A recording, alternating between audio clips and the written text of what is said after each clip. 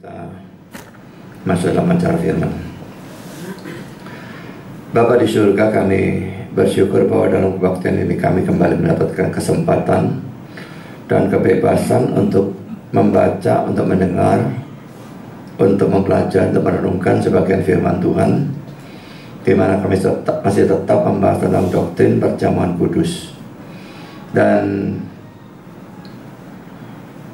kami mohon Engkau hadir, memimpin, mengarahkan, memberkati jalannya acara firman, penyampaian dan penerimaannya.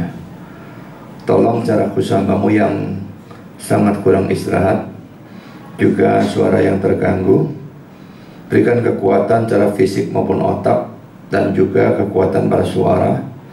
Berikan pengurapan, berikan pimpinan, berikan kata-kata, berikan apapun yang dia butuhkan, supaya firman bisa disampaikan dengan baik, dengan benar, dan dengan sejelas-jelasnya. Dan kami bungkus dengan kuasa dan pekerjaan Roh-Mu, karena kami sadar tanpa itu semua akan sia-sia. Dan Tuhan, tolong kami semua yang mendengar, berikan kami kesegaran, hati yang terbuka, konsentrasi, terang, dan buat kami mengerti. Setelah kami mengerti, tolong kami mengingat atau mempelajari ulang-ulang makalah. Dan tolong kami untuk percaya, tolong kami menggunakannya menghadapi orang-orang yang punya ajaran salah yang akan dibahas pada hari ini, sehingga lebih banyak orang bisa mengerti dengan benar doktrin tentang perjamuan kudus. Tuhan, kami sekali lagi sadar setan tidak mungkin tinggal diam.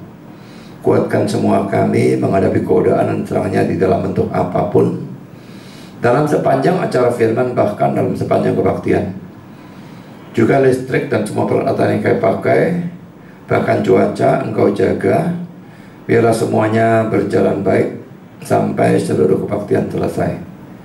Terima kasih Bapa, dalam nama Yesus kami berdoa. Amin.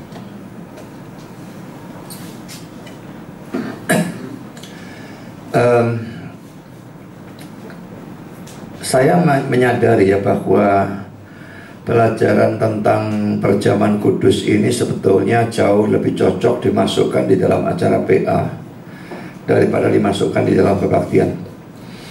Rasanya aneh kalau khotbah model seperti ini ya. Cuma seperti sudah saya katakan tempo hari, kalau saya masukkan di dalam PA, yang datang cuma beberapa gelintir orang, sehingga sebagian besar nanti tidak datang. Jadi akhirnya tetap saya masukkan di sini. Sekalipun ini teoritis, tetapi ini berguna kalau saudara menghadapi orang yang punya doktrin ini ya.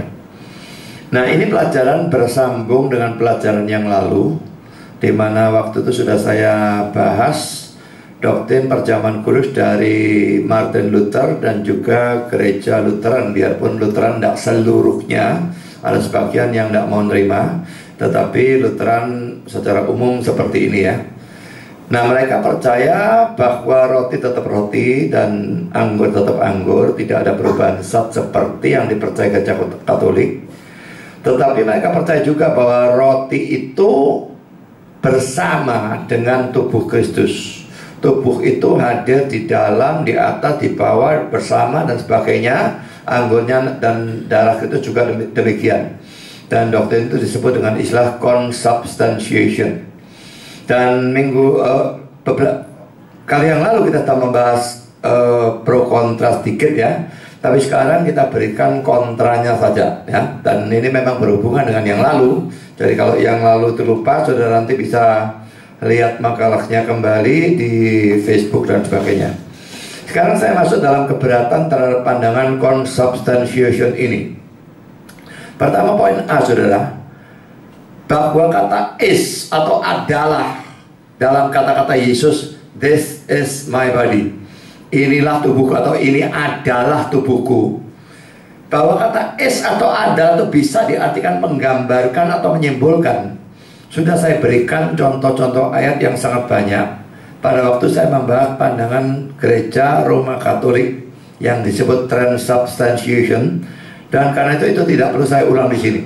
Memang argumentasinya sama sebetulnya. Penekanan kata is atau adalah Oh, dia bilang, this is my body. Nah, Katolik bilang, makanya ini tubuh. Rotinya betul-betul berubah menjadi tubuh Kristus. Cuma penampilannya, rasanya, kelihatannya, baunya sama.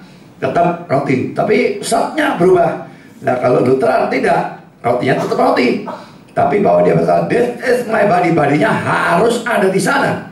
Jadi hadir di dalam, hadir bersama, hadir di bawah, dan sebagainya.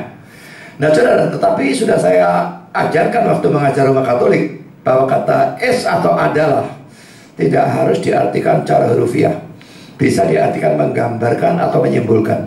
Jadi pada waktu Yesus berkata, dia pakai roti kan ya, this is my body, maksudnya roti ini menggambarkan atau menyimpulkan tubuhku. Waktu mengatakan this is my blood, maka anggur itu menggambarkan atau menyimpulkan darahnya.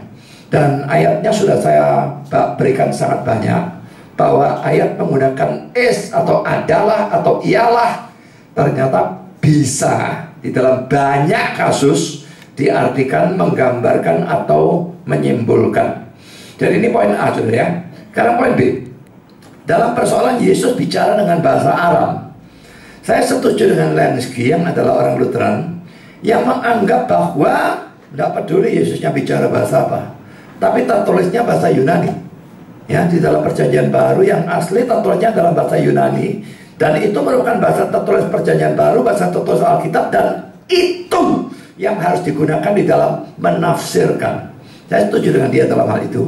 Tapi saudara, sekalipun kita mau gunakan bahasa Yunani, tetap saja kata Yunani yang diterjemahkan is atau adalah bisa, bahkan dalam kasus ini harus diartikan menggambarkan atau menyimpulkan. Ellen Clark setelah memberikan banyak ayat di mana kata adalah itu diartikan menggambarkan atau mewakili, lalu dia memberikan ilustrasi sebagai berikut. Ini kata-kata dia. Bayangkan seseorang memasuki suatu museum yang diberkaya dengan peninggalan-peninggalan atau sisa-sisa dari patung pahatan Yunani kuno. Matanya tertarik oleh sejumlah patung kepala pahatan, dari kepalanya toh ya, yang menarik. Dan pada waktu menanyakan apa mereka itu, ia mendapat informasi ini adalah Socrates, itu Plato, yang ketiga Homer, yang lain-lain Hesiod, Horace, dan sebagainya. Ini nama-nama tidak usah saya berikan semua. Apakah ia ditipu oleh informasi ini? Dia berkata ini adalah, ya. Loh, apa ini memang orangnya itu kan enggak ya? Apakah ia ditipu oleh informasi itu? Sama sekali tidak. Ia tahu dengan baik bahwa patung kepala pahatan yang ia lihat bukanlah pribadi-pribadi yang identik dengan ahli-ahli filsafat, penyair-penyair, ahli-ahli pidato, ahli-ahli sejarah, atau dan kaisar-kaisar kuno itu, tetapi hanyalah wakil-wakil dari pribadi-pribadi mereka dalam patung pahatan. Dan antara patung pahatan dan orang-orang aslinya ada suatu perbedaan yang hakiki, seperti antara suatu tubuh manusia yang penuh dengan semua kualitas elemen yang hakiki dari vitalitas atau karakteristik yang rasional, dan sebongkah batu pualam yang dipahat itu ya. Karena itu pada waktu Kristus mengambil sepotong roti, memecah-mecahkannya dan berkata ini adalah tubuhku, siapa kecuali orang-orang fana yang bodoh bisa membayangkan bahwa ia pada saat yang sama sedang memberikan dan memecahkan tubuhnya sendiri. Tidakkah orang manapun dengan akal sehat yang jujur melihat suatu perbedaan yang sama besarnya antara manusia Kristus Yesus dan sepotong roti, seperti antara sebongkah batu pualam dan ahli-ahli filsafat yang diwakilinya dalam kasus yang ditunjukkan di atas? Saya kira jelas sekali ilustrasinya dia ya. Kalau patung-patung itu mewakili orangnya, jelas tidak sama. Demikian juga waktu Yesus berkata this is my body, akar roti dan tubuh Kristus, ini cuma mewakili yang itu. Dan ini sebenarnya ada dua hal atau dua start yang berbeda. Karena poin C, bagaimana Luther, sebagaimana yang dikutip oleh Lenski di atas. Nah, nanti ini lihat sendiri, karena kalau saya ulang di sini jadi tambah panjang. Bisa menganggap bahwa roti biasa itu kata bendanya berjenis kelamin laki-laki, tapi roti yang telah dikuduskan jenis kelaminnya berubah menjadi neuter. Dan kalau ia mempercayai seperti itu, mengapa dia tidak tetap saja pada pandangan dari gereja Roma Katolik, yaitu transubstantiation? Jadi ini serangan yang ketiga. Serangan keempat sudah poin D. Argumentasi Luther sebagai yang diberikan oleh Louis Berkhof di atas, bahwa pada waktu Yesus berkata ini adalah tubuhku, ia sedang berbicara dengan gaya bahasa sinekdeki, merupakan suatu argumentasi yang dipaksakan. Saya ulang ya, sinekdeki itu ngomong sebagian, yang dinyatakan sebagian, yang dimaksudkan itu seluruhnya, atau terbalik, dia ngomong seluruhnya, yang dimaksudkan sebagian. Nah, kalau dia mengatakan ini adalah tubuhku, ini kayak bahasa sinekdeki, maksudnya tubuhku dan roti. Biarpun ngomongnya sebagian, cuma tubuh, tapi ini sinekdeki, jadi sebagian mewakili seluruhnya, yang ada di sana tubuh dan roti. Nah, dia sedang berbicara dengan gaya bahasa sinekdeki, merupakan suatu argumentasi yang dipaksakan. So, kita tidak bisa sembarangan ya mengatakan ini sinekdeki. Kalau memang semua digempur sinekdeki, ya berantakan, tidak karu-karuan, saudara ya. Apa dasarnya untuk mengatakan bahwa itu adalah suatu sinekdeki? Dan penafsiran ini juga bertentangan dengan argumentasi Luther sendiri yang lain, di mana dia mati-matian menekankan arti hurufiah dari teks itu. Kalau sinekdeki kan gaya bahasa, kalau arti hurufiah lain. Jadi yang mana yang benar? Teks itu bicara secara hurufiah, atau teks itu diartikan sebagai menggunakan gaya bahasa sinekdeki? Dalam hal ini, saya sangat setuju dengan kata-kata David Schaff di bawah ini, yang berkata, di sana ada dalam argumentasi ini suatu kombinasi yang aneh dari penafsiran hurufiah dan kiasan. Dan jelas Luther tidak konsisten. Kalau memang mau katakan hurufiah, ya hurufiah, berarti bukan sinekdeki. Kalau memang mau pakai gaya bahasa sinekdeki, ya itu bukan hurufiah. Dia ambil dua-dua, dan dua argumentasi akan tabrakan satu dengan yang lain. Yang mana yang benar? Ya, sekarang kita masuk dalam poin E. Baik dalam pandangan gereja Roma Katolik maupun pandangan Luther atau gereja Lutheran, ada pengacau balauan antara hal yang sebenarnya roti dan hal yang menjadi tanda atau simbol darinya. Ya, maaf, yang sebenarnya itu tubuh ya. Hal yang menjadi tanda atau simbol itu roti. Jadi ini dikacau balaukan, baik dalam Roma Katolik maupun di dalam pandangan Luther atau gereja Lutheran. Dan ini komentar Calvin tentang Matius 26 ayat 26. Tetapi di sana ada orang-orang lain yang menolak figur atau kiasan atau simbolnya, dan seperti orang-orang gila menarik kembali kata-kata yang mereka baru ucapkan. Menurut mereka, roti secara benar dan tepat adalah tubuh, karena mereka menolak transubstantiation sebagai sepenuhnya tak mempunyai alasan dan tidak masuk akal. Tetapi pada waktu pertanyaan diberikan kepada mereka, jika Kristus adalah roti dan anggur, mereka menjawab bahwa roti disebut tubuh karena di bawahnya dan bersamanya tubuh diterima dalam perjamuan kudus. Tetapi dari jawaban ini bisa dengan segera disimpulkan bahwa kata tubuh secara tidak tepat diterapkan pada roti yang merupakan tanda atau simbol darinya. Jadi memang jelas yang menurut saya ada pengacau balauan dalam memberikan suatu kiasan atau perumpamaan seperti itu. Memang ada pemisahan, tandanya ini, lalu hal yang sebenarnya adalah itu. Tapi pada waktu dua ini dikacau balaukan, ya itu jelas bukan seharusnya menafsir model semacam demikian. Sekarang kita masuk dalam poin F. Sama seperti terhadap pandangan gereja Roma Katolik, pandangan Luther atau gereja Lutheran tetap menunjukkan bahwa tubuh Kristus harus maha ada, karena tubuh Kristus itu harus hadir di setiap tempat yang mengadakan perjamuan kudus. Di sini adakan, harus ada di sini. Gereja sana mengadakan, harus ada sana. Di Amerika mengadakan, harus ada sana, dan sebagainya. Dan sekaligus tubuh itu harus hadir juga di sorga. Berarti tubuh Kristus harus maha ada. Dan saudara, itu tidak benar. Mengatakan tubuh Kristus maha ada dimanapun, itu tidak benar. Dan pandangan salah ini didasarkan pada pengertian yang kacau balau dalam urusan kristologi. Tubuh Kristus bukan Allah. Yesus dulu kan Allah ya. Dulunya Allah tok. Satu pribadi, satu hakikat.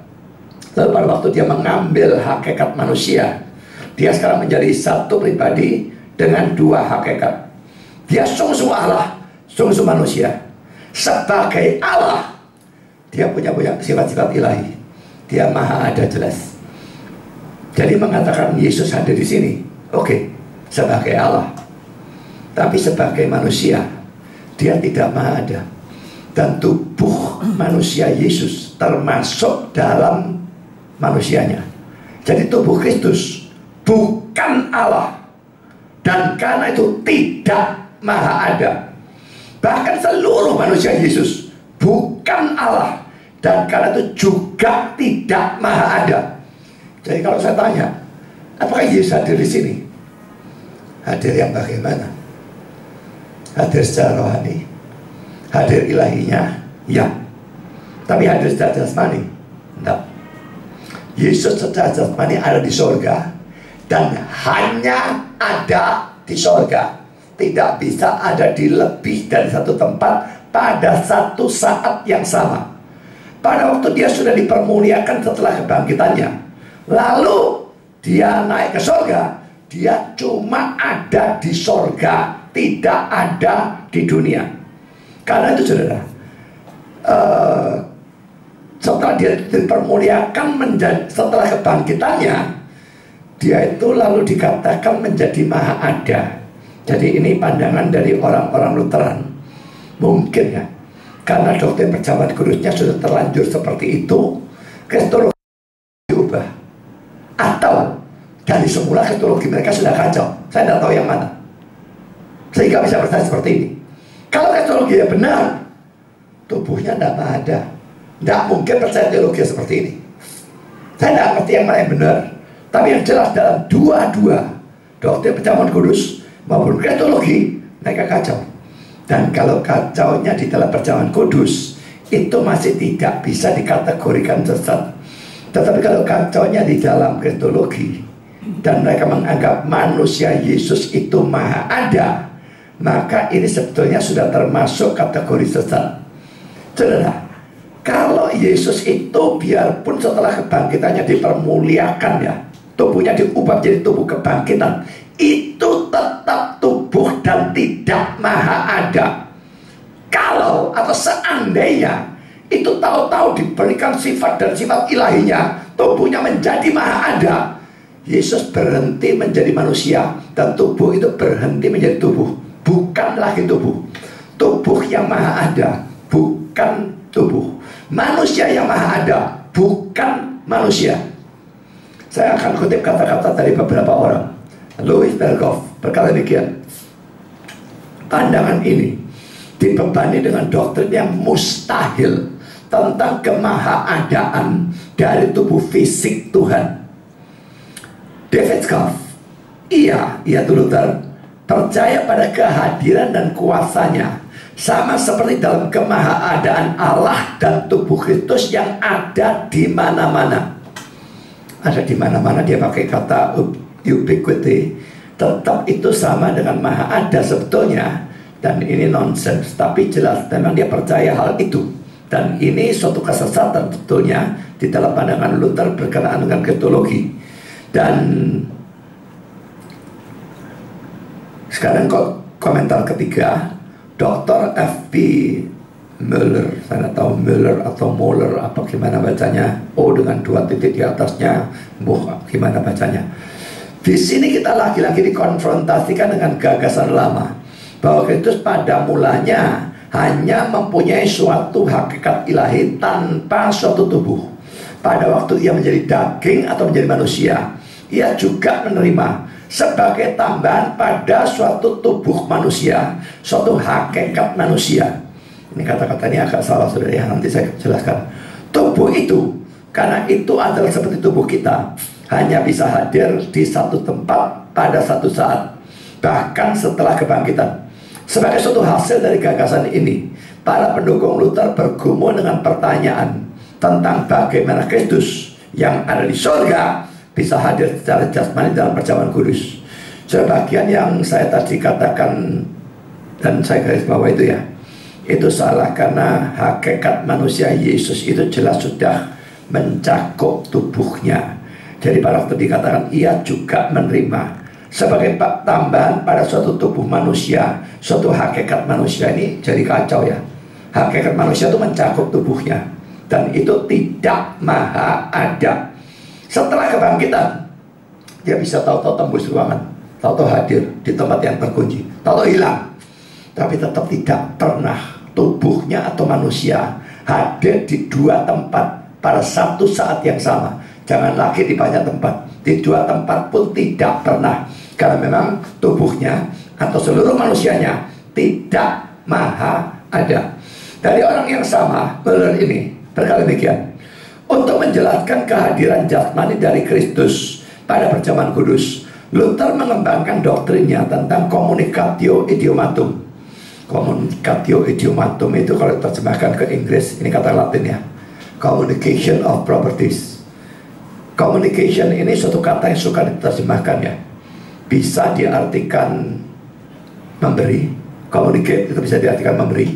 Jadi communication pemberian, tapi bisa juga diartikan sama-sama memiliki. Nah, communicatio idiomatum di dalam kristologi itu, kalau pribadi ini hakikat ilahi, ini hakikat manusia, maka pribadi itu diberi atau sama-sama memiliki sifat-sifat dari hakikat ilahi. Juga kan ada hakikat manusia, pribadi ini diberi atau sama-sama memiliki sifat-sifat dari hakikat manusia. Jadi dalam diri pribadi itu nanti ada semacam kontradiksi ya, semacam dualisme yang melampaui akal. Dari sini misalnya diberikan kekal, dari sini diberikan dia terbatas waktu. Loh, manusianya memang tidak kekal, berarti pribadi Yesus juga kekal, juga terbatas waktu. Yang ini memberikan maha kuasa, yang ini memberikan lemah. Dia maha kuasa dan lemah. Jadi memang itulah doktrinnya. Dan kalau kita melihat Alkitab, memang itulah penggambaran Alkitab. Kadang-kadang dia tahu, kadang-kadang dia tidak tahu. Kadang-kadang dia kayak maha kuasa menghentikan badai, membangkitkan orang mati. Kadang-kadang dia jalan-jalan dan dia lelah. Jadi itu bukan hal yang aneh, memang ada semacam demikian. Saya baca ulang ya. Luther mengembangkan doktrinnya tentang communicatio idiomatum dan ada di mana-mana. Itu disederhanakan atau diringkas sampai pada penegasan bahwa Kristus yang telah dimuliakan, yang kita terima melalui perjamuan kudus, bisa maha ada karena hakikat ilahinya memberi atau menganugerahi hakikat manusianya dengan kemampuan itu. Saudara, kalau lupa pelajaran ini atau dulu tidak pernah ikut, lihat pelajaran kristologi saya, ada saya kira di Facebook, cuma nyarinya mungkin agak sukar. Memang kristologi Luther dan Lutheran beda dengan Reform di dalam persoalan communicatio idiomatum. Saya tidak bisa jelaskan semua di sini, nanti jadi terlalu amat sangat panjang. Kelihatannya saudara, karena kesalahan dalam doktrin tentang perjamuan kudus, Luther terpaksa mengubah kristologinya sehingga menjadi salah atau sesat. Di sini saudara ya, sesuatu yang harus kita pikirkan. Kalau kita punya doktrin yang salah, doktrin dengan doktrin itu gandengan, berhubungan, semua berhubungan. Satu salah dan diperhatikan, dipertahankan maksud saya, maka dia akan menggeser doktrin yang lain supaya sesuai. Doktrinnya menggeser doktrin yang lain lagi supaya sesuai. Akhirnya semua miring, semua tidak karu-karuan. Karena untuk belajar doktrin sesuatu yang luar biasa penting dan harus belajar secara benar. Kalau semua benar, maka lurus semua saudara. Satu miring, nabrak yang lain. Akhirnya miring semua, tidak karu-karuan. Saudara, sifat maha ada itu adalah sifat ilahi. Tidak bisa diberikan oleh hakikat ilahi Yesus kepada hakikat manusianya. Yang ada pemberian sifat dari hakikat kepada pribadi. Ini memberikan kepada pribadi. Tapi antar hakikat tidak ada pemberian sifat-sifat. Dan itu memang tidak masuk akal, saudara. Coba bayangkan ya, hakikat ilahi ini kekal. Tidak ada saat di mana dia tidak ada. Hakikat manusia kan terbatas waktu. Ada saat di mana dia tidak ada. Dia diciptakan betulnya ya. Nah, kalau ini memberikan ke sini, hakikat ilahinya menjadi terbatas waktu. Berhenti jadi ilahi, saudara. Ini diberikan ke sini, menjadi kekal. Loh, hakikat manusia itu dicipta bagaimana jadi kekal? Jadi antar hakikat tidak ada kepemilikan sifat yang sama atau saling memberikan sifat, tidak ada. Tetapi hakikat masing-masing memberikan kepada pribadi. Tapi antar hakikatnya tidak ada. Tapi kalau dalam doktrin Lutheran, antar hakikat pun ada pemberian sifat-sifat atau kepemilikan sifat-sifat yang sama. Dan itu kesalahan atau boleh dikatakan suatu kesesatan di dalam kristologinya Martin Luther ataupun gereja Lutheran. Saya kutip kata-kata Charles Stott, saudara. Sifat-sifat dari suatu zat atau bahan membentuk hakikatnya. Sehingga kalau mereka disingkirkan atau kalau sifat-sifat yang lain ditambahkan kepada mereka, maka zat atau bahan itu sendiri berubah. Kalau sifat-sifat ilahi diberikan kepada manusia, ia berhenti menjadi manusia. Dan kalau sifat-sifat manusia diberikan kepada Allah, ia berhenti menjadi Allah. Jadi saudara, memang tidak bisa ada pemberian sifat antar hakikat. Kalau suatu besi itu punya sifat, dia tenggelam di air. Berat jenisnya 7,2 pasti tenggelam di air. Nah, kalau entah bagaimana besi itu bisa berubah sifatnya sehingga berat jenisnya di bawah 1, lalu dia itu ngambang di air, lah dia berhenti jadi besi. Mau jadi kayu, mau jadi apa saya tidak tahu, tapi yang jelas dia berhenti jadi besi. Sekarang saudara, kita sudah memberikan beberapa argumentasi menentang doktrin Luther dan Lutheran ini berkenaan dengan perjamuan kudus. Sekarang akan saya berikan perdebatan Martin Luther bersama dengan Philip Melanchthon di satu pihak, lawan Zwingli bersama dengan Oego Lampadius. Akhirnya saya tidak tahu gimana bacanya nama itu di pihak yang lain. Nah, ini debat 2 lawan 2 ya. David Schaeffer kata demikian, Zwingli menjawab Luther tanpa penundaan. Zwingli mengikuti Luther langkah demi langkah, menjawab setiap argumentasi. Dan ini memang cara berdebat yang benar ya. Ada argumentasi apa jawab, ada apa jawab, ada apa, bukannya diloncati atau dibelok-belokkan. Tidak, dia ikuti, dia jawab setiap argumentasi. Dan dia mempertahankan penafsiran yang bersifat kiasan dari kata-kata institusi atau peneguhan. Kata institusi itu this is my body atau inilah tubuhku itu ya. Dengan banyak teks-teks yang paralel atau mempunyai arah yang sama. Kejadian 41 ayat 26, Keluaran 12 ayat 11, Galatia 4 24, Matius 11 ayat 14, 1 Korintus 10 ayat 4. Ini sudah pernah kita perhatikan pada kali yang lalu. Dan juga mendiskusikan hubungan dari dua hakikat dalam Kristus. Ia menuduh Luther mencampur adukkan keduanya, atribut atau sifat-sifat dasar dari hakikat yang tak terbatas atau ilahi atau Allah tidak bisa diberikan kepada, dalam kurung, atau sama-sama dimiliki oleh hakikat yang terbatas dari manusia. Ya, pemberian antar hakikat atau sama-sama memiliki itu tidak ada, kecuali oleh suatu pertukaran yang dalam retorik disebut gaya bahasa aloeosis. Aloeosis itu kalau mau dilihat di dalam kamus artinya perubahan. Kemahaadaan dari tubuh Kristus adalah suatu kontradiksi. Kristus ada di mana-mana, Kristusnya, pribadinya ya, tetapi tubuhnya tidak bisa ada di mana-mana tanpa berhenti menjadi suatu tubuh dalam arti yang benar dari istilah itu. Saudara, di dalam kutipan ini ada kata-kata yang sukar ya, dan saya berikan artinya. Retorik itu agak sukar untuk diterjemahkan karena artinya ada banyak. Pertama, pembelajaran tentang teknik penggunaan bahasa secara efektif. Kedua, seni atau keahlian menggunakan pidato untuk meyakinkan, mempengaruhi atau menyenangkan. Lalu juga bisa diartikan kefasihan berpidato. Ketiga, penggunaan yang berlebihan dari hiasan dan alat dalam percakapan mulut atau tertulis, bahasa yang terdengar baik tetapi tidak berarti. Keempat, pidato atau percakapan yang berpura-pura berarti atau penting tetapi kekurangan arti sebenarnya. Semua yang ahli politik katakan semata-mata adalah retorik. Ini contoh kalimat bagian akhirnya. Kalau ahli politik kan biasa digede-gede, padahal isinya kosong melompong gitu ya. Dan ini saya ambil dari kamus di Google, saya berikan alamatnya, saya bisa mencari sendiri.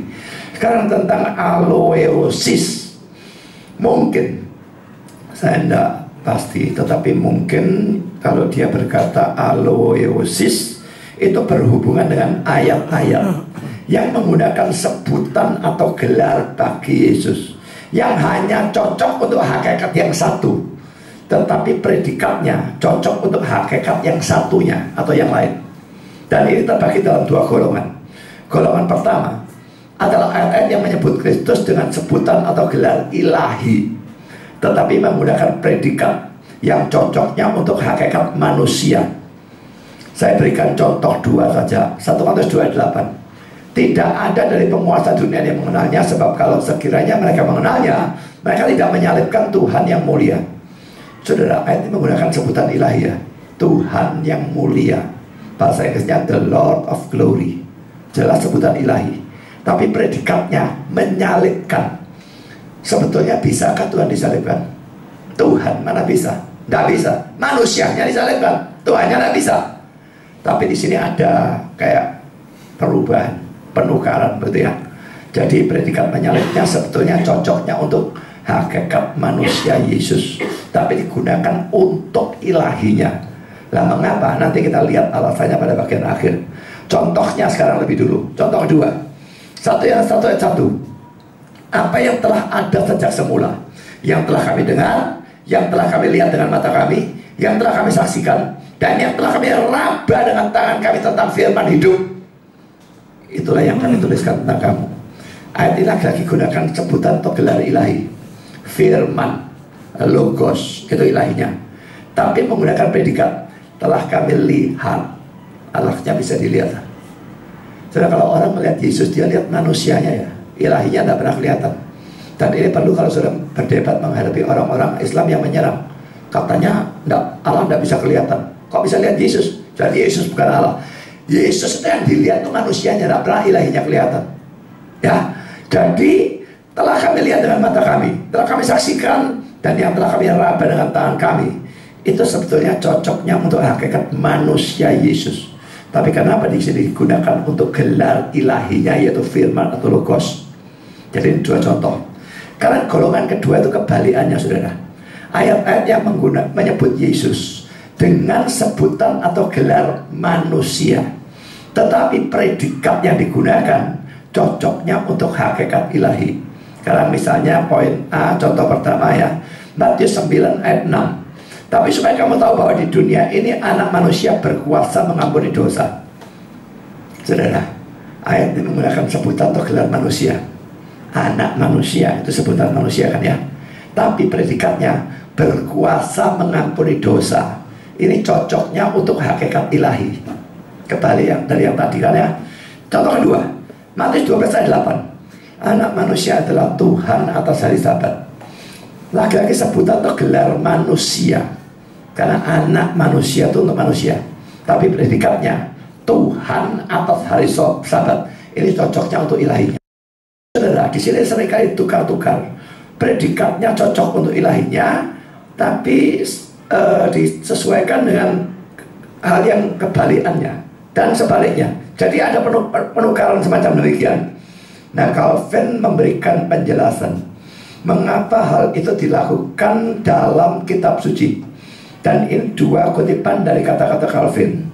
Yang pertama berkata, dan mereka itu kitab-kitab suci begitu sungguh-sungguh mewujudkan kesatuan dari dua hakikat yang ada di dalam Kristus, sehingga kadang-kadang menukar atau membolak-balik mereka.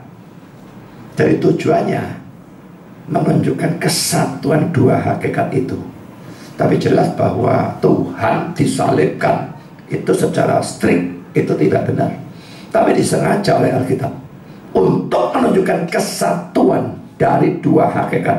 Kutipan kedua, tetapi karena orang ini saya berikan tanda petik dalam bahasa Inggrisnya one, the self same one. Karena orang yang sama adalah Allah dan manusia. Demi kesatuan dari kedua hakikat, Ia memberikan kepada yang satu apa yang termasuk pada yang lain. Nah, jadi saudara, ini penjelasan Lenski, penjelasan di Zwingli ya. Kalau mungkin Luther menggunakan tubuh Kristus bisa ada di mana-mana, ada ayatnya, itu gaya bahasa seperti ini yang digunakan. Ya, ada penukaran apa yang cocoknya untuk manusia diberikan untuk ilahinya dan sebaliknya. Jadi tidak bisa diartikan secara strict. David Schaff mengutip kata-kata Zwingli. Sudah perhatikan ya, sikapnya Zwingli itu hormat sekali kepada Luther, tapi sebaliknya tidak. Ini kata-kata David Schaff waktu mengutip Zwingli kepada Martin Luther. Huldreich atau Huldreich saya tidak tahu. Zwingli mengharapkan kasih karunia dan damai dari Allah melalui Yesus Kristus, anak Allah yang hidup, yang untuk keselamatan kita mengalami kematian dan lalu meninggalkan dunia ini dalam tubuhnya dan naik ke surga, di mana Ia duduk sampai Ia akan kembali pada hari terakhir sesuai dengan kata-katanya sendiri, sehingga kamu bisa tahu bahwa Ia tinggal dalam hatimu oleh iman, Efesus 3:17, dan bukan dengan tindakan memakan secara tubuh melalui mulut seperti yang engkau ajarkan tanpa firman Allah. Engkau di sini Luther ya. Jadi ya katakan Luther ngajar tanpa firman Allah. Memang dalam doktrin perjamuan kudus ini saya tidak membahas hal ini sebetulnya ya. Jadi apa artinya ikut perjamuan kudus? Apa manfaatnya ya? Kalau Katolik dapat pengampunan dosa sungguhanan. Kalau Luther itu bagaimana? Sebagainya. Kalau Calvin bagaimana? Nah, ini yang diserang. Efesus 3:17, sehingga oleh imanmu Kristus diam di dalam hatimu. Jadi Kristus diam itu dalam hati, benar. Apa yang disebabkan? Iman kita.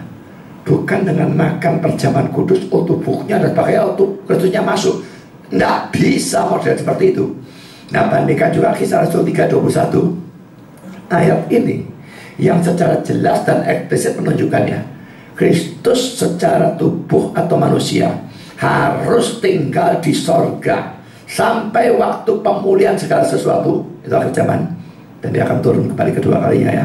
Seperti yang difirmankan Allah dengan perantaraan nabi-nabinya yang kudus di zaman dahulu. Jadi ayat ini jelas ya.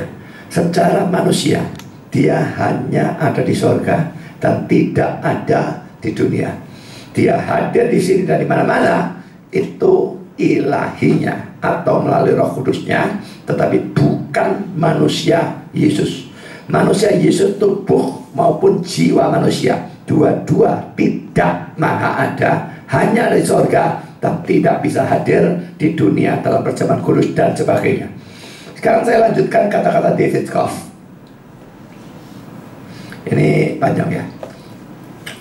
Oecolapadius juga menulis sebuah buku sebagai pembelaan.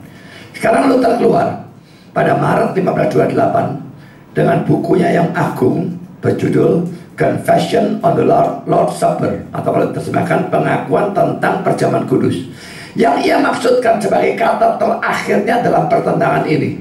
Itu adalah tulisan sistematisnya yang paling terperinci tentang perjamuan kudus, penuh dengan kekuatan dan kedalaman, tapi juga penuh dengan kemurkaan. Wah, ngamuk, nulisnya mengamuk, maki-maki dan sebagainya. Ia mulai lagi dengan setan dan bersukacita bahwa ia telah memprovokasi kemarahan setan oleh pembelaan tentang sakramen yang kudus. Ia membandingkan tulisan-tulisan lawan-lawannya dengan ular beludak yang berbisa. Ia berkata, aku tidak akan membuang-buang lebih banyak kertas tentang dusta dan omong kosong gila mereka, supaya jangan setan dibuat lebih marah lagi. Kiranya Allah yang penuh belas kasihan mempertobatkan mereka dan membebaskan mereka dari belenggu iblis. Saya tidak bisa melakukan lebih lagi. Seorang bidat harus kita tolak atau jauhi setelah nasihat pertama dan kedua, Dan ini dikutip dari Titus 3:10. Sekalipun demikian, ia melanjutkan dengan suatu serangan yang terperinci kepada setan dan pekerja-pekerjanya yang fanatik. Buku Confession ini dibagi menjadi 3 bagian. Yang pertama adalah suatu bantahan atau penolakan tentang argumentasi dari Zwingli dan Oecolampadius. Yang kedua, suatu penjelasan tentang teks-teks yang menangani perjamuan kudus. Yang ketiga, suatu pernyataan tentang semua artikel dari imannya terhadap atau menentang bidat-bidat lama dan baru. Ia menggunakan banyak tempat sebagai suatu pembelaan tentang tubuh Kristus yang ada di mana-mana, yang ia dapatkan dari persatuan dari kedua hakikat. Ia menggunakan bantuan dari perbedaan skolastik antara 3 cara kehadiran: lokal, definitif atau bersifat definisi, dan bersifat mengisi. Ngomong kosong apa ya? Ia menyebut aloeosis atau perubahan dari Zwingli suatu topeng dari setan. Ia menyimpulkan dengan kata-kata ini, inilah imanku, iman dari semua orang Kristen yang sejati, seperti diajarkan dalam kitab suci. Saya memohon kepada semua orang yang mempunyai hati yang saleh untuk memberi saya kesaksian dan untuk berdoa bagi saya supaya saya bisa berdiri teguh dalam iman ini sampai akhir. Karena kiranya Allah melarang dalam burung ya, seandainya dalam pencobaan dan penderitaan dari kematian aku berbicara secara berbeda, itu harus dianggap sebagai bukan lain dari suatu ilham dari setan. Jadi misalnya dia blunder lalu berubah, itu ilham dari setan kata dia. Pokoknya yang sekarang ini yang benar. Jadi tolonglah aku, Tuhan dan Juru Selamatku Yesus Kristus, terpujilah selama-lamanya, amin. Buku Confession itu menarik 2 jawaban panjang dari Zwingli dan Oecolampadius atas permintaan dari ahli-ahli teologi dari Strasbourg. Tetapi mereka tidak menambahkan apapun yang baru. Memang Titus 3:10 ya, bidat yang sudah 1-2 kali kau nasihati hendaklah kau jauhi. Jadi itu yang dia gunakan. David Kauf mengatakan demikian. Dalam pertemuan pribadi dengan Zwingli terhadap siapa dia itu Melanchthon, sangat berprasangka. Ia dilaporkan telah menyerah dalam pokok utama dari perdebatan. Jadi memang kalah saudara ya, yang pihak Luther memang kalah.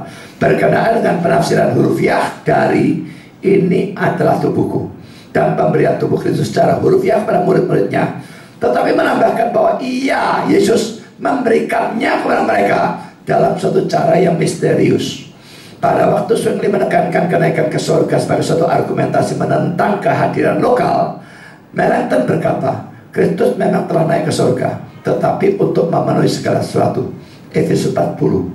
Benar, jawab Zwingli, dengan kuasa dan kekuatannya, tetapi tidak dengan tubuhnya. Jelas sekali Zwingli yang benar saudara ya. Memang dia naik memenuhkan segala sesuatu, tapi memenuhkan dengan apa? Tidak diomong dalam ayatnya. Dipakai begitu saja dengan tubuhnya, itu sama sekali tidak cocok. Sekarang David Kauf lagi. John Feiger, gubernur atau perdana menteri, ini pokoknya kedudukan saya tidak tahu persisnya masih terjemahkan apa ya, dari Landgrave, katanya suatu tempat daerah itu ya, mendesak ahli-ahli teologi ini dalam suatu pidato pembukaan untuk hanya mencari kemuliaan Kristus dan pemulihan dari damai dan persatuan pada atau bagi gereja. Sekarang ini saya potong-potong ya supaya jelas. Debat itu terutama bersifat eksegesis. Eksegesis itu bahas ayatnya ya, tapi tidak menyatakan argumentasi yang baru. Itu hanyalah ringkasan dari kontroversi sebelumnya dengan sedikit panas dan lebih banyak kesopanan yang halus atau beradab.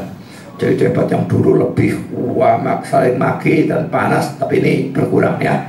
Sekarang selanjutnya Luther mempertahankan pandangannya tentang kata-kata institusi atau peneguhan dalam arti hurufiah mereka. Ini adalah tubuhku. Si orang Swiss atau Zwingli tentang kata-kata Kristus, rohlah yang memberi hidup, daging sama sekali tidak berguna. Perkataan-perkataan yang kukatakan kepadamu adalah roh dan hidup. Yohanes 6 ayat 63. Sekarang selanjutnya Luther bangkit pertama atau lebih dulu dan menyatakan secara menekankan bahwa dia tidak akan atau tidak mau mengubah sedikit pun pandangannya tentang kehadiran yang sungguh-sungguh, tetapi berpegang teguh padanya sampai mati. Saudara, ini belum debat sudah ngomong demikian, dan ini tidak benar ya. Orang yang sana punya argumentasi, kalau sana tidak punya lain sudah. Tapi dia belum debat, pokok aku percaya ini tidak akan tak ubah. Ya. Dia meminta atau menuntut si orang Swiss atau Zwingli untuk membuktikan absennya atau ketidakhadiran dari Kristus, tapi memprotes pada permulaan terhadap argumentasi-argumentasi yang didapatkan dari akal atau logika dan geometri atau ilmu ukur.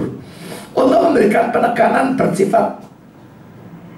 bergambar pada pernyataannya, ia menulis dengan sepotong kapur di meja dalam huruf-huruf besar kata-kata dari institusi atau peneguhan dengan mana ia ditentukan untuk berdiri atau jatuh. Hoc est corpus meum. Jadi belum berdebat dia ngomong, aku tidak akan lepaskan ini sampai mati. Lalu belum berdebat, di meja tempat berdebat tuliskan dalam bahasa Latin, hoc est corpus meum, this is my body. Itu artinya. Ya, jadi nanti dalam debat waktu ngomong apa? Lihat ini. Terus seperti itu cara debatnya dia. Sekarang saya lanjutkan. Sebagai jawaban, Oecolampadius berkata bahwa ia akan menahan diri dari argumentasi-argumentasi yang bersifat filsafat atau berhubungan dengan ahli-ahli filsafat dan naik banding kepada kitab suci atau menggunakan otoritas kitab suci. Ia mengutip beberapa teks yang punya suatu arti kiasan yang jelas, tapi khususnya Yohanes 6 ayat 63 yang dalam penilaiannya menyediakan atau memberikan kunci untuk penafsiran dari kata-kata institusi atau peneguhan dan mengeluarkan atau membuang suatu pengertian hurufiah. Ia menggunakan logika ini. Kristus tidak bisa menentang dirinya sendiri. Ia berkata, daging sama sekali tidak berguna, dan dengan itu menolak tindakan memakan dengan mulut dari tubuhnya. Karena itu ia tidak bisa memaksudkan suatu tindakan makan dengan mulut dalam perjamuan kudus. Saya berikan Yohanes 6 ayat 63, saudara bisa baca sendiri. Sekarang selanjutnya, Luther menyangkal pernyataan kedua dan menegaskan bahwa Kristus tidak menolak yang berhubungan dengan mulut, tapi hanya tindakan memakan secara materi, seperti tindakan memakan daging sapi atau babi. Saya memaksudkan suatu penikmatan rohani yang mulia, tetapi dengan mulut. Terhadap keberatan bahwa makan secara jasmani tidak berguna jika kita makan secara rohani, ia menjawab, seandainya Allah menyuruh aku untuk memakan apel kecut atau tai, aku akan melakukannya karena yakin bahwa itu akan menghasilkan hasil yang baik. Di sini kita harus menutup mata. Ini sudah argumentasi yang sudah konyol, saudara ya. Akal sehat tetap mesti dipakai. Tidak bisa ngomong Allah nyuruh makan apapun ya tak makan, gak ngurus apa, dia suruh makan tubuh ya tak makan, tubuhnya pasti akan berguna. Dan ini logika sudah ditutup sama dia, dibuang, nanti lebih parah lagi. Sekarang diteruskan. Di sini Zwingli ikut campur. Allah tidak meminta kita untuk memakan apel kecut atau melakukan apapun yang tidak masuk akal. Kami tidak bisa menerima dua jenis tindakan memakan. Kristus menggunakan kata yang sama, memakan, yang atau bersifat rohani atau jasmani. Kamu mengakui bahwa makan rohani saja memberi penghiburan kepada jiwa. Jika ini adalah hal yang terutama, malah kita tidak bertengkar tentang yang lain. Lalu ia membaca dari perjanjian baru bahasa Yunani yang ia salin dengan tangannya sendiri dan gunakan selama 12 tahun. Teks Yohanes 6 ayat 52. Bagaimana orang ini bisa memberi dagingnya kepada kita untuk dimakan? Dan kata-kata Kristus Yohanes 6 ayat 63, saya berikan dua ayatnya di bawah, sudah bisa baca sendiri. Saya lanjutkan. Luther meminta ia untuk membaca teks dalam bahasa Jerman atau Latin, bukan dalam bahasa Yunani. Nah, ini kan lucu, saudara. Kalau debat memuncak ya mestinya rujukan tertinggi adalah Yunani. Kenapa harus Jerman dan Latin? Itu bukan bahasa asli ya. Pada waktu Kristus berkata daging sama sekali tidak berguna, ia bukan berbicara tentang dagingnya, tetapi tentang daging kita. Memang secara daging secara umum, saudara, tapi daging Kristus ya tetap daging, saudara. Lalu Zwingli, jiwa diberi makan dengan roh, bukan dengan daging. Luther, kita atau kami memakan tubuh dengan mulut, bukan dengan jiwa. Seandainya Allah menempatkan apel-apel busuk di depanku, aku akan memakan mereka. Zwingli, maka tubuh Kristus akan menjadi suatu makanan yang bersifat jasmani, bukan rohani. Luther, kamu cerewet atau membingungkan atau suka cari-cari kesalahan yang kecil-kecil. Jadi dia tidak jawab, saudara. Mau ngomong cerewet tapi tidak bisa buktikan cerewetnya dalam hal apa gitu ya. Zwingli, tidak demikian, tetapi kamu menentang dirimu sendiri.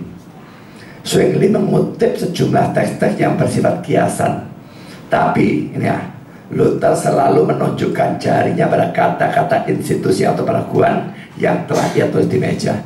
Gak peduli Zwingli guna no ayat apa, ini loh, this is my body. Ya, ini gak benar. Saudara, teks ini kan harus ditafsirkan dengan ayat yang lain. Pada waktu digunakan ayat lain, dia cuma mau lihat ayatnya dia dan bukan ayatnya orang lain. Ini tidak benar. Ia menyangkal bahwa pembicaraan atau pelajaran itu, ya pasal 6, berhubungan dengan perjamuan kudus. Saudara, terlalu panjang kalau bagian saya jelaskan ya. Tetapi memang menurut saya memang ada pro kontra dalam dunia penafsir ya.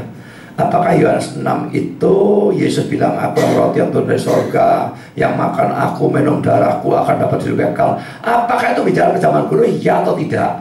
Memang ada macam-macam pandangan. Ada yang bilang ya menuju pada perjamuan kudus. Ada yang berkata secara primer bagian tidak bicara tentang perjamuan kudus, tapi secara sekunder bagian itu berhubungan dengan perjamuan kudus. Tapi yang pandangan ketiga, bagian itu tidak berhubungan dengan perjamuan kudus sama sekali. Dan saya lebih setuju dengan pandangan yang ketiga. Beberapa alasan juga tidak mungkin Yesus bicara perjamuan kudus yang pada saat itu ya pasal 6 belum ada, masih setahun lagi sudah. Kedua, kalau menuju pada perjamuan kudus, maka ayat 50, 51, 54, 57b, 58b menunjukkan orang perjamuan kudus untuk dapat hidup kekal. Dan ayat 53 menunjukkan bahwa orang yang tidak ikut perjamuan kudus tidak akan dapat hidup yang kekal. Yang makan minum darahku dan sebagainya dapat hidup kekal. Jadi kalau ikut, kalau memang perjamuan kudus ya, ikut dapat hidup kekal, nggak ikut tidak dapat hidup kekal. Dengan kata lain, kalau bagian ini menuju pada perjamuan kudus, maka perjamuan kudus adalah satu-satunya jalan untuk dapat hidup kekal. Dan ini menjadi ajaran sesat, salvation by works. Saya berikan kutipan-kutipan, saya loncati saja. Alasan ketiga, saudara, Yesus dalam Yohanes 6 menggunakan istilah daging. Dalam bahasa Inggris flesh, bahasa Yunani sarx. Bukan tubuh, Inggrisnya body, Yunani soma. Padahal dalam membicarakan perjamuan kudus selalu digunakan tubuh, body atau soma. Ayatnya sudah bisa lihat sendiri. Tidak pernah digunakan daging, tetapi digunakan tubuh ya. Yang keempat, kata-kata makan dan minum dalam ayat 50, 51, 53, yang makan dagingku, minum darahku, itu kan keluar berat balik ya. Dalam bahasa Yunani menggunakan aeristens, yang menunjuk pada satu tindakan tertentu di masa lampau. Kalau menuju pada perjamuan kudus yang merupakan tindakan makan dan minum secara berulang-ulang, maka seharusnya digunakan bentuk present tense. Jadi digunakannya aorist tense ini, saya kutip beberapa kutipan dari Leon Morris, tidak memungkinkan bagian ini Yohanes 6 ini menunjuk pada perjamuan kudus. Jadi saya jelaskan singkat, kalau mau secara lengkap nanti lihat di dalam makalahnya di Facebook. Kalau melanjutkan perdebatan tadi, pada titik ini suatu peristiwa khas yang mengerikan terjadi. Maaf, kata Zwingli, teks itu maksudnya Yohanes 6 ayat 63, mematahkan lehermu. Luther yang mengerti kata-kata ini secara hurufiah berkata, jangan terlalu sombong, kamu ada di Hersel bukan di Swiss. Di negara ini kita tidak mematahkan leher orang. Simpan kata-kata sombong bersifat provokasi sampai kamu kembali ke Swissmu. Zwingli, di Swiss juga ada keadilan yang ketat dan kami tidak mematahkan leher orang tanpa pengadilan. Saya hanya menggunakan suatu ungkapan yang bersifat kiasan untuk suatu kasus yang kalah. Maksudnya teks mematahkan lehermu, teks ini menghancurkan argumentasimu, kamu kalah gitu lah. Luther hurufiahkan, yang teksnya perjamuan kudus dihurufiahkan, omongan yang jelas-jelas kiasan dihurufiahkan juga. Nah ini orang dari Landgrave atau John Feiger itu ya berkata pada Luther, kamu tidak boleh tersinggung oleh ungkapan-ungkapan umum seperti itu. Tetapi gangguan atau pergaulan itu begitu besar sehingga pertemuan ditunda di ruangan pesta. Nah sekarang dilanjutkan, diviskas lagi, diskusi dimulai lagi atau dilanjutkan pada siang atau sore hari dan berubah arah pada persoalan kristologi. Tidak bisa tidak, karena sangat berhubungan ya. Saya percaya kata Luther bahwa Kristus ada di surga, tetapi juga dalam sakramen dengan tingkat yang sama seperti ia ada dalam kandungan sang perawan. Saya tak peduli apakah itu menentang alam dan akal, asal itu tidak menentang iman. Menentang akal, saudara, ajaran Alkitab tidak menentang akal ya. Ada yang melampaui akal, tapi kalau menentang akal tidak. Menentang alam tentu juga tidak.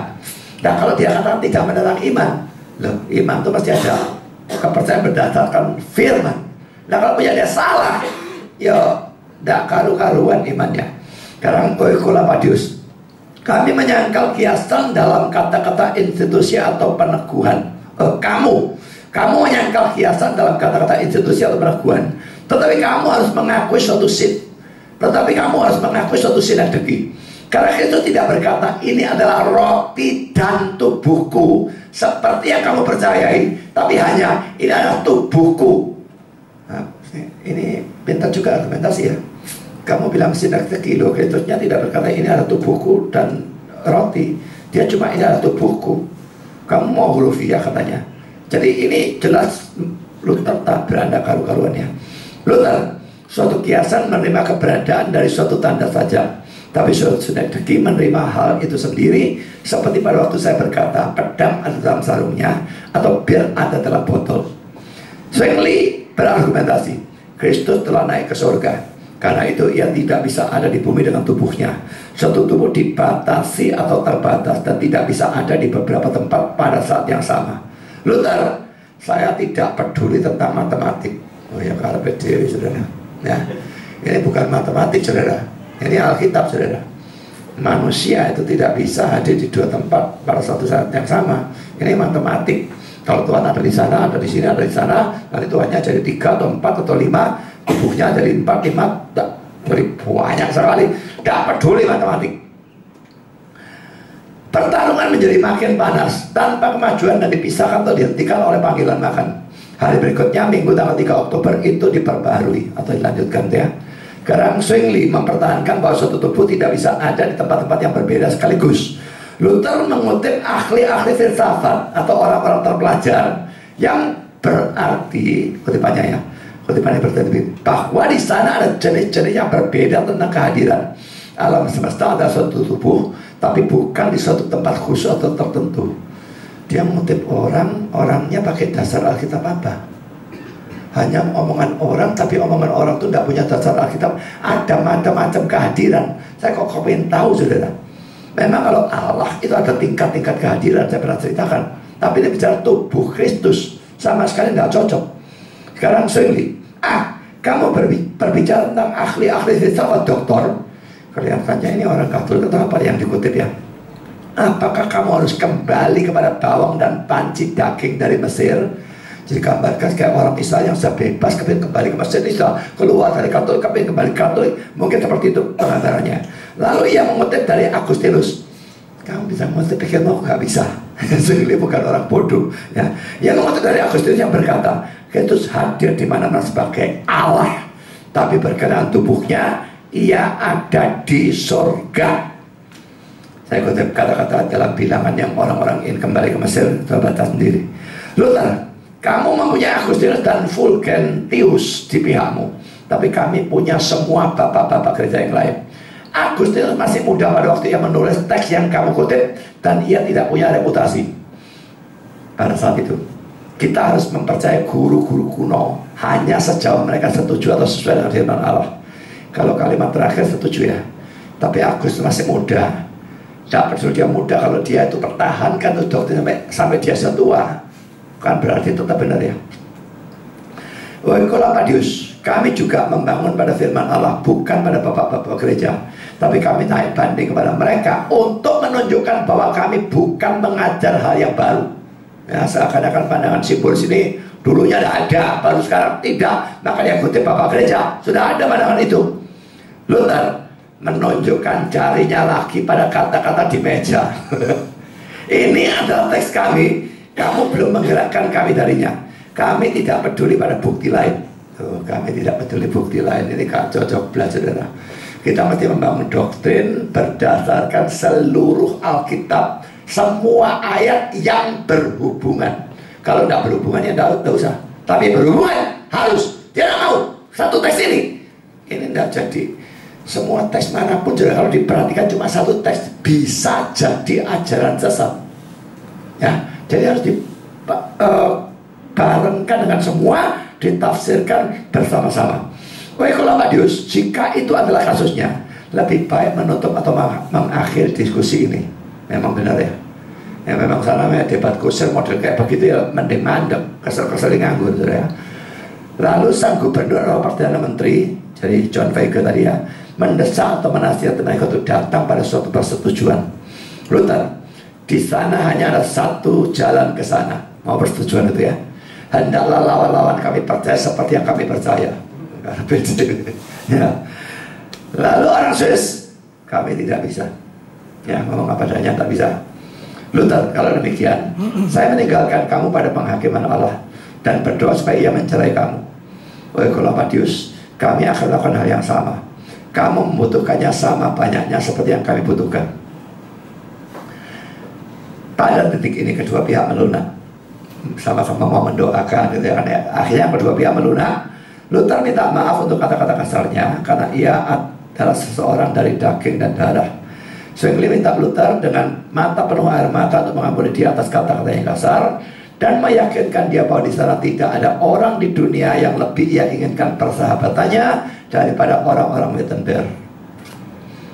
Saudara, melunak, saling minta maaf. Apakah ini berarti kedua pihak berdamai? No way. Nah, ini karena kata-kata David Kapp selanjutnya pada pasal 109 dari bukunya, satu kutipan yang sangat panjang. Serangan terakhir Luther kepada Sacramentarians. Nanti saya jelaskan apa itu Sacramentarian. Yang jelas itu menunjuk pada Zwingli dan sebagainya. Lalu hubungannya dengan Calvin. Hubungannya dengan Calvin nanti kutipan selanjutnya. Ya, sekarang yang serangan terakhir kepada Sacramentarian. Konferensi Marburg tidak sungguh-sungguh mendamaikan pihak-pihak atau memajukan pertanyaan yang diperdebatkan. Tapi konflik itu mereda untuk suatu waktu dan dilemparkan ke latar belakang oleh peristiwa-peristiwa yang lain.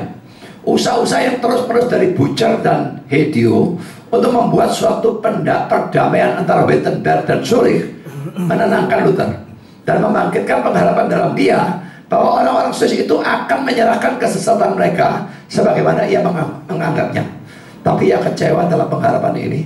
Orang-orang Swiss itu tidak bisa menerima Wittenberg Concordia dari tahun 1536 karena itu secara hakiki adalah Lutheran dalam penegasan tentang kehadiran jasmani dan tidak akan makan dengan mulut. 1,5 tahun sebelum kematiannya, Luther meledak lagi, menyedihkan Melanchthon dan sahabat-sahabat yang lain. Melanchthon biarpun belum Luther, dia ini orang yang cinta damai, ya. Jadi waktu Luther meledak dan maki-maki karena dia sangat-sangat sedih, sahabat yang lain juga. Saya lanjutkan, menyedihkan Melanchthon dan sahabat-sahabat lain dalam suatu serangan yang paling keras atau ganas kepada Sacramentarian. The Short Confession on the Holy Sacrament, pengakuan singkat tentang perjamuan kudus tahun 1544, itu disebabkan oleh, ya, yang menyebabkan dia mengamuk tulis ini adalah beberapa hal ini, oleh Schwenkfeld dan oleh Gossip, ya, bahwa Luther telah mengubah pandangannya karena ia telah menghapuskan peninggian dan pemujaan terhadap roti atau hosti. Kalau Katolik, saudara, waktu mau makan itu ditinggikan itu ya, dan memang dipuja. Luther hapuskan itu. Orang lalu buat gosip, oh dihapuskan, berarti dia ubah dong, dia tentang perjamuan kudus, dia ikut Zwingli. Ngamuk dia, saudara. Ya, lebih lagi yang tahu bahwa Devey, saya tidak tahu lagi bacanya, bekas muridnya dan orang yang pernah tinggal di rumahnya menyelundupkan doktrin Sacramentarian di bawah nama Luther ke Hongaria. Ini orang kurang ajar, saudara. Ini ajarannya Luther, padahal bukan sama sekali. Dia juga tidak senang dengan program reformasi dari Bucer dan Melanchthon untuk kumpulan gereja-gereja di Kolonya 1543, karena itu menyatakan doktrin perjamuan kudus tanpa ciri-ciri khusus Lutheran, sehingga ia takut itu akan membantu dan menyenangkan Sacramentarian. Provokasi-provokasi dan gangguan-gangguan ini berhubungan dengan penyakit dan usia tua. Luther sudah tua, banyak penyakit, ya, bergabung untuk meningkatkan kejengkelannya dan memainkan temperamennya. Hal-hal itu harus dipertimbangkan untuk seluruh pengertian tentang dokumen terakhirnya tentang perjamuan kudus. Saya sudah mengapa dia begitu kuasa dan sebagainya. Ini kombinasi dari semua itu yang menyebabkan. Itu adalah yang paling keras dari semua dan membentuk suatu paralel. dengan pekerjaan atau tulisannya yang terakhir menentang kepausan dari tahun yang sama, yang dalam kekerasan melampaui semua yang pernah ia tulis menentang sang antikristus Roma. The Short Confession atau pengakuan singkat tidak mempunyai argumentasi, tetapi penegasan kembali terkuat yang memungkinkan tentang imannya dalam kehadiran sungguh-sungguh, dan suatu pernyataan tentang pemisahan total dan terakhirnya dari para sakramentarian. Pisah, gak mau jadi satu. Dan doktrin mereka dengan beberapa kesimpulan tentang peninggian sakramen itu pada saat berdiri di tepi kubur dan mau mati ya, dekat kematian, dan dalam terang dari takhta penghakiman, ia secara khidmat mengecam atau mengutuk semua musuh-musuh dari sakramen dimanapun mereka berada. Lebih baik, ya, atau Luther berkata, saya dicabik-cabik dan dibakar 100 kali daripada menjadi satu pikiran dan kehendak dengan Stenkenfeld atau Schwenkfeld, Zwingli, Karlstadt, Oekolampat, dan semua sisa dari Schweiermer, saya tahu gimana, atau menoleransi doktrin mereka. Ia membanjiri mereka dengan istilah-istilah celaan dan menemukan atau menciptakan istilah-istilah baru yang tidak bisa diterjemahkan ke dalam bahasa Inggris yang sopan. Ia menyebut mereka orang sesat, munafik, pendusta, penghujat, pembunuh jiwa, pendosa sampai kematian, kerasukan seluruhnya. Ia berhenti berdoa untuk mereka dan membiarkan mereka pada nasib mereka. Pada suatu saat, ia atau Luther telah menyatakan hormat untuk Oecolapadius dan bahkan untuk Zwingli, dan kesedihan yang tulus pada kematiannya yang tragis. Dan Zwingli mati ditembak orang Katolik, ya. Tetapi dalam buku terakhir ini, ia berulang-ulang menunjuk pada kematiannya, kematian Zwingli, sebagai suatu penghakiman yang mengerikan dari Allah dan meragukan apakah ia diselamatkan.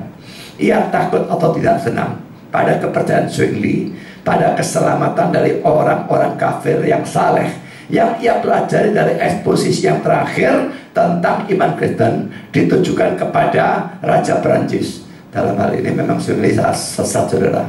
Ini seperti Pak Tong berkata, si Konghucu mungkin selamat, dia berkata orang-orang yang lain. Nanti kita lihat, ya. Jika orang-orang kafir seperti itu, Luther berkata, seperti Socrates, Aristides, ya bahkan Numa yang mengerikan dan yang memperkenalkan semua jenis pemberalan di Roma, kurung buka seperti Santo Agustinus tuliskan, diselamatkan. Dan jika orang-orang kafir itu diselamatkan, di sana tidak dibutuhkan Allah, Kristus, Injil, kitab suci, baptisan, sakramen, atau iman Kristen. Saya kira di sini Luther benar, ya. Ia berpikir bahwa Zwingli atau bersikap sebagai orang munafik pada waktu ia mengaku begitu banyak artikel Kristen di Mazmur atau murtad, dan telah menjadi lebih buruk daripada seorang kafir dan 10 kali lebih buruk daripada pada waktu ia adalah seorang Katolik. Sikap ini dipertahankan Luther sampai mati. Adalah suka untuk mengatakan siapa yang paling ia benci, orang-orang Katolik atau para sakramentarian. Tentang dan sungguh-sungguh bergerak lebih jauh dari yang belakangan. Antara ini mungkin ada yang kurang benar nih. Ia pernah menyatakan bahwa ia lebih memilih untuk minum darah saja bersama orang Katolik. Kalau Katolik kan berubah dari darah saja, anggurnya nggak ada, ya, daripada anggur saja. Karena anggur dok nggak ada jadi darah, ya, bersama pengikut-pengikut Zwingli. Jadi dia lebih pro Katolik daripada Zwingli, gitu saja intinya, ya.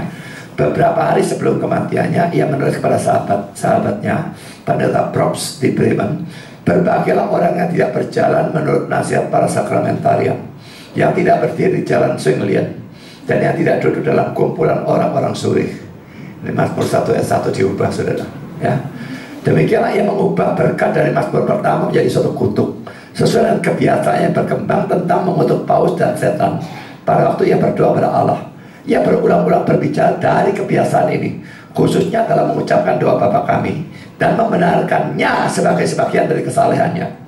adalah cocok bahwa kata-kata terakhir yang menentang para sakramentarian ini terjadi pada saat yang sama dalam waktu dan roh atau kecondongan serangan terakhirnya dan yang paling ganas terhadap karunia ilahi tentang atau dari akal. Dia serang akal, ya, yang ia sendiri telah begitu sering dan dengan begitu efektif gunakan sebagai senjata terbaiknya setelah firman Allah. Dulu dia gunakan sudah. Waktu dia bersama Katolik, dia bersama Zwingli, dia kuatkan habis-habisan. Ya, pada tanggal 17 Januari 1546, ia naik mimbar Wittenberg untuk terakhir kalinya dan mengecam atau mengutuk akal sebagai pelacur terkutuk dari setan. Ini betul-betul kegilaan dulu ya. Orang-orang fanatik dan para sakramentarian membanggakannya. Pada waktu mereka bertanya, bagaimana orang ini bisa memberi kita dagingnya untuk dimakan? Dengarlah kamu anak Allah yang berkata, ini adalah tubuhku, dan menghancurkan atau hancurkan ular di bawah kakimu.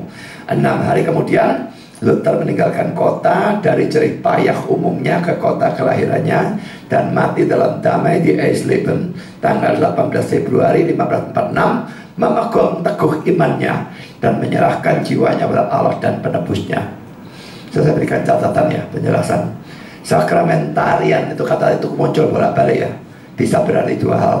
Pertama, orang yang menganggap bahwa roti dan anggur yang telah dikuduskan dari perjamuan kudus hanya bersifat kiasan, bukan tubuh dan darah secara fisik dari Yesus. Kedua, sakramentarian juga bisa berarti orang yang menekankan pentingnya sakramen sebagai cara atau jalan kasih karunia. Saya kira yang dipersoalkan yang pertama ya. Kedua, pandangan Zwingli tentang kemungkinan orang kafir selamat tanpa percaya Kristus memang adalah pandangan sesat. Sudah pernah kita bahas pada waktu membahas tentang Zwingli. Itu salah satu hal di mana Zwingli sesat, dan Pak Tong juga sama, memungkinkan orang sesat yang tidak pernah dengar Yesus untuk selamat. Itu saya juga tidak mau terima dalam hal ini. Luthernya benar. Sekarang David Schaff mengatakan lagi demikian.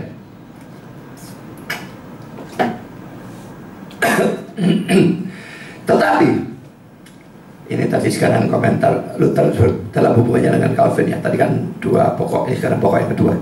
Tetapi merupakan sesuatu yang menyenangkan untuk tahu bahwa Luther tidak pernah mengatakan satu pun kata yang tidak baik tentang Calvin yang 25 tahun lebih muda.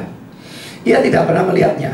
Luther tidak pernah ketemu Calvin itu ya, tetapi membaca beberapa dari buku-bukunya dan mendengar tentang dia melalui Melanchthon. Dalam suatu surat kepada Butcher tanggal 14 Oktober 1539, ia mengirim salam yang penuh hormat kepada John Stone dan John Calvin yang pada saat tinggal di Strasbourg, dan menambahkan bahwa ia telah membaca buku-buku mereka dengan kesenangan yang sangat bagus. Ini mencakup jawabannya yang menunjukkan pengetahuan seorang master terhadap surat-surat dari Uskup Sadolet. Jadi Calvin nanggapi surat itu ya, tahun 1539. Melanchthon mengirimkan salam dari Luther dan Bugenhagen kepada Calvin dan memberitahukannya bahwa ia sangat disenangi oleh Luther, sekalipun ada perbedaan pandangan tentang kehadiran yang sungguh-sungguh, dan bahwa Luther mengharapkan untuk pandangan-pandangan yang lebih baik, tetapi mau menahan sesuatu dari orang baik atau saleh seperti itu. Calvin telah menyatakan pandangannya tentang perjamuan kudus dalam edisi pertama dari Institutnya yang muncul tahun 1536, juga sebagai sesuatu yang sekunder dalam jawabannya pada Sadolet yang Luther baca dengan senang dan secara lebih penuh dalam tulisan khususnya De Coena Domini yang dipublikasikan di Perancis di Strasbourg tahun 1541 dan lalu dalam bahasa Latin 1545. Luther pasti telah mengetahui pandangan-pandangan ini. Ia dilaporkan telah melihat suatu salinan dari traktat atau tulisan singkat Calvin tentang perjamuan kudus di suatu toko buku di Wittenberg dan telah membacanya, lalu membuat pernyataan atau komentar. Sang pengarang Calvin ya pasti adalah seorang terpelajar dan saleh. Seandainya Zwingli dan Oecolampadius dari semula telah menyatakan diri mereka dengan cara ini, di sana mungkin tidak akan pernah muncul kontroversi seperti itu. Saya tidak tahu bedanya apa Calvin ngomong dengan Zwingli ngomong. Mungkin dia sudah kadung sentimen sama si Zwingli dan Oecolampadius. Sebetulnya argumentasinya sih sama saja. Dan Calvin kuaras juga kalau ngomong, tidak karu-karuan sudah ya. Jadi bagaimana dia bisa setuju setidaknya menoleransi Calvin tetapi tidak Zwingli dan Melanchthon. Ini sesuatu yang sangat tidak masuk akal sebetulnya. Dan apakah dia memang punya kecenderungan menerima doktrin perjamuan kudus dari Calvin? Itu pun masih meragukan. Dia menoleransi, bukan dia mengubah pandangannya menjadi pandangan Calvin. Jadi sudah bagi saya merupakan sesuatu yang mengherankan ya. Bagaimana dihujani dengan argumentasi yang alkitabiah yang menentang pandangannya, Luther bisa tetap memegang teguh pandangan yang begitu salah di dalam persoalan perjamuan kudus, bahkan juga dalam kristologi. Sebagai penutup, saya berikan dua kutipan, yang satu dari Calvin, yang satu Louis Berkhof. Kalau Luther tadi mengatakan lebih baik Katolik daripada Zwingli, maka Calvin berkata demikian. Jadi karena itu ajaran-ajaran belakangan tentang huruf, pokoknya huruf ya itu ya, tentang huruf itu tidak kurang menggelikannya daripada ajaran Katolik. Sedikitnya sama, nah, sama-sama menggelikan. Louis Berkhof lebih keras lagi. Pandangan Lutheran itu sesungguhnya membuat kata-kata Yesus berarti ini berarti menyertai tubuhku. Suatu penafsiran yang lebih tidak mungkin daripada yang manapun dari pandangan-pandangan yang lain. Saudara, Luther orang hebat. Saya tidak menganggap dia nabi palsu, tapi memang bisa blunder. Dia blunder dalam surat Yakobus, dia blunder dalam doktrin perjamuan kudus, dia blunder dalam kristologi dan sebagainya, dan entah apalagi hal-hal yang lain. Memang dia reformator pertama. Jadi kelengketannya dengan Katolik ini mau tidak mau tetap masih ada. Ya ada keselatan yang tidak ada hubungannya saya kira, tetapi tetap ada hal-hal yang ada hubungannya.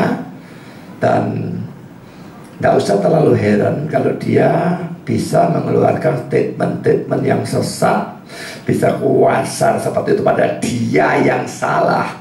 Kalau dia yang benar, itu tidak usah dibikin heran. Dia tetap manusia, dia tetap darah dan daging, bisa salah dalam kehidupan maupun di dalam doktrin atau pengajaran, bahkan bisa mengajarkan ajaran tertentu. Tapi secara umum dia tetap seorang pengajar yang baik, seorang nabi asli, seorang yang digunakan Allah secara luar biasa. Ini saya tambahkan supaya jangan saudara setelah melihat begini lalu Luther kisah sesat, kamu nggak usah peduli sama Luther. Secara umum dia tetap orang genah, sangat genah, dan keberaniannya mendobrak dan sebagainya itu luar biasa. Tetapi tetap ada hal-hal yang salah atau bahkan sesat dalam kepercayaan dan pengajarannya, bahkan dalam kehidupannya dan sebagainya, bukan sesuatu yang mengherankan. Pada kali yang akan datang kita akan membahas tentang pandangan Zwingli, Calvin, Reform dan sebagainya. Sampai di sini pelajaran ini. Kita masuk dalam doa.